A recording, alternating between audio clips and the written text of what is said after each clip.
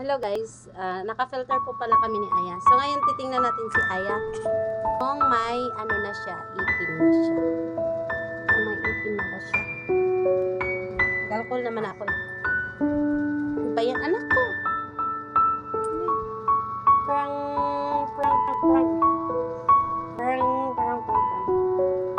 Naghanap ng ano eh. Nasa nakapagpunas ng gigi. Tissue na lang. So guys, tingnan natin yung kanyang bibig. Hindi natin bibig niya ha. Titingnan natin yung bibig niya. So guys, hindi makita yung bibig niya. Ayan guys, patayuin natin siya guys. Ayan o. So sabi nila, pag paupuin daw ang baby, hindi na daw siya makatubuan agad ng ipin. So ngayon guys, may napapansin po kasi ako guys.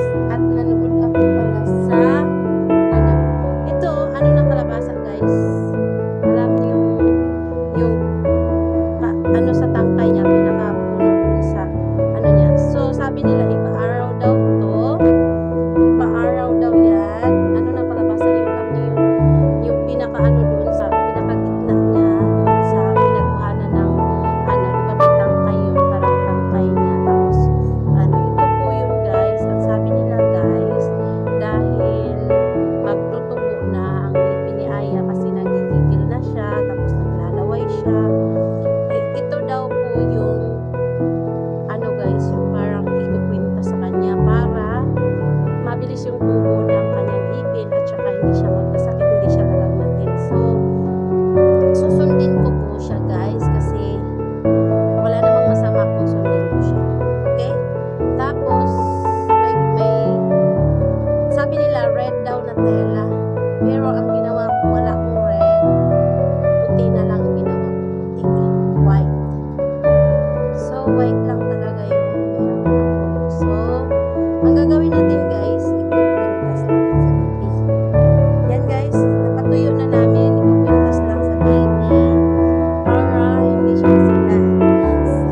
Sasabihin ko dito, gaya siya ng kalabasa na mabilis tumubo ang ipin. Yan. Korea, panag-insa, para panag-in ka sa, ang ipin mo ay panag-in nito. Parang ganun. Parang maging katulad siya sa kalabasa na mabilis tumubo, di ba? Ang kalabasa po, mabilis po siya tumubo. So yun guys, kahit saan lang natin ilagay sa katawan niya. So ako, sinulid lang po talaga yung nilagay ko guys, sinulid. Nilagay ko lang siya dyan sa kanyang liig. Yan guys. Ganyan lang guys. Yan lang, ganyan. Lagay nyo lang dyan para hindi masilan ang kanyang pangingipin. Pero, no sign pa po. Hindi pa po siya na ng ipin. Pero namamagala po yung kanyang hilang. So, papatuyuin ko pa talaga ito. Totally papatuyuin pa kasi parang makatuyo. So, palagi. Naglalaway kasi siya. Nagagalit na siya. Bye!